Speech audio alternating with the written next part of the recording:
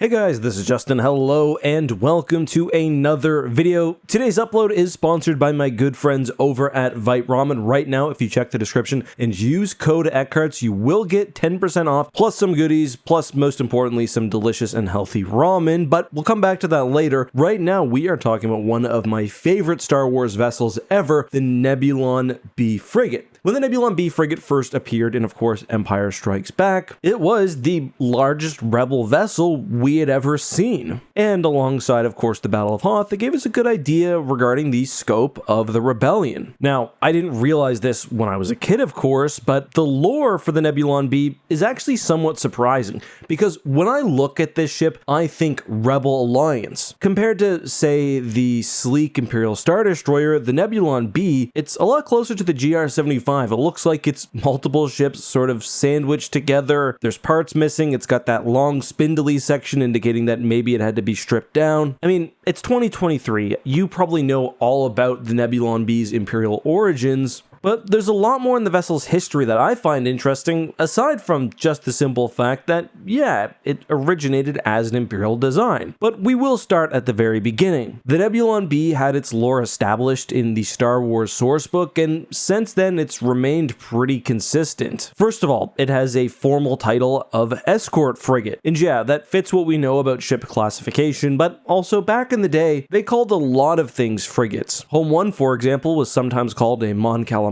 frigate, or more commonly, the headquarters frigate. But the article does also give it its formal designation, the Nebulon-B, and it was actually a really smartly designed ship. I'll just read a quote verbatim. During the early days of the rebellion, the Alliance had significant success attacking Imperial supply convoys. The Imperial Navy was loath to relegate its expensive Star Destroyers to escort duty, and TIE fighters weren't able to jump through hyperspace with the convoys, leaving them vulnerable to attack at their destination until joined by new escort TIEs. For a while, the Empire employed corvettes as escorts, but they were easily outmatched by the more maneuverable Rebel X-Wings. What was needed was a vehicle cheaper than a Star Destroyer, but similarly equipped with heavy firepower to deal with large attackers and capable of carrying TIEs to defeat smaller, faster enemies. And you may have guessed it, that gave us the Nebulon-B. At 300 meters long, I'd say the Nebulon-B's most notable aspect is its weaponry. It had 12 medium turbo laser turrets. As mentioned, it sometimes had to take on larger rebel attackers, but also 12 light point defense cannons. These existed for pretty much the sole purpose of harrying rebel starfighters. You ever wonder about those things on the Nebulon-B's frontal axe? Well, those are sensor units, and they work alongside these fast-moving laser cannons and what the new Essential Guide to Vehicles and Vessels calls precision tracking servos and advanced targeting computers to do a great job at taking down the even very advanced rebel starfighters. But the Nebulon-B's variety of sensors and also comm arrays, you see those big antennas on the top, they do a great job at not only facilitating electronic warfare, but also commanding nearby forces, which is why these worked so well alongside transport ships they needed to protect, and of course, the 2 squadrons of Imperial TIE fighters they were said to carry. Now, how does the Nebulon-B carry starfighters? Well, it's an old debate, and one we'll get back to in just a minute, but I do want to take a second to talk about the sponsor for today's video, Vite Ramen. First of all, massive shout out to Vite Ramen. They've helped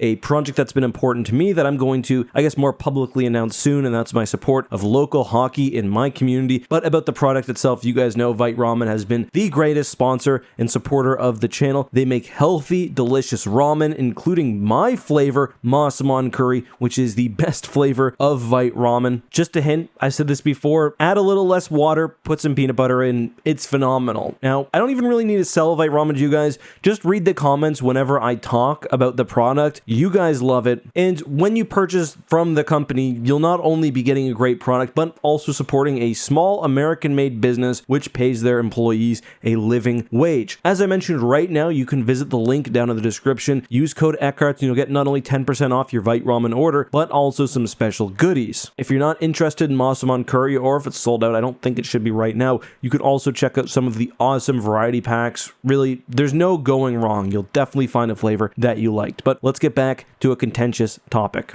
First of all, when you watch the movie, and a lot of people simply miss this, it does look like the spot our heroes end the film in could have been a hangar bay repurposed for medical facilities. It looks very much like that. There's no other purpose, I'd say, to have such a big viewport on what would ordinarily be a warship. So it's like, yeah, they removed the force field that was ordinarily there. They swapped out the medical facilities, and that's basically what the lore says as well. The New Essential Guide to Vehicles and Vessels, for example, states that the medical frigate's docking bay space was converted to hold 16 Bacta tanks and other equipment. The main problem is, obviously, there's no way that you can fit 2 squadrons worth of starfighters in that space, even if you do have an identical hangar on the other side, and I just don't think it works. You can see in that shot too, as the ship is flying away, what looks like could be additional space, but logically, it just doesn't make sense. Other fans have suggested that maybe the front prow could have an extra hangar. The labeled cross-section in the New Essential Guide to Vehicles and Vessels doesn't help because it shows specifically the Redemption, the medical frigate, which didn't have the hangar bay. Another suggestion has simply been that maybe they use a tube system to attach fighters alongside the spindly spine, which goes between the 2 sections, which is possible. But just generally, I think the 2 squadrons, it's hard to make that fit, especially when you look at the size of the Millennium Falcon in that last shot there. Interestingly, if you play The Force Unleashed 2, specifically the Battle over Camino section, you can see more of the Nebulon-B supposed hangar bay. But let's move on. We can only talk about starfighter carrying so much, but it does obviously add a lot to the ship's versatility. However, the Nebulon-B is more famously a Rebel Alliance starship where starfighter carrying is made less important because of the prevalence of hyperdrives. The ship in Rebel hands also took on a very different role, although I will say, just because Nebulon-Bs were being used by the good guys doesn't mean they fell out of Imperial service, and in fact we know that the use of Nebulon-Bs alongside Imperial transports made Rebel hit and run attacks very difficult, as did other similarly classed starships. Nebulon-Bs entered Rebel service through a variety of means, including Imperial defections and even theft from shipyards, and they were really used quite effectively by the Rebellion, and that's largely due to the versatility. The only real weakness of the Nebulon-B was its speed. That's part of the reason why many Imperials didn't like it. It was a slow ship. Otherwise, I mean, the Star Wars sourcebook calls it basically the perfect frigate. When it comes to being a target, the escort ships help, as do the quick-firing laser cannons. The ship had other features which made it very useful. For one, as the New Essential Guide to Vehicles and Vessels points out, it had 2 tractor beam projectors,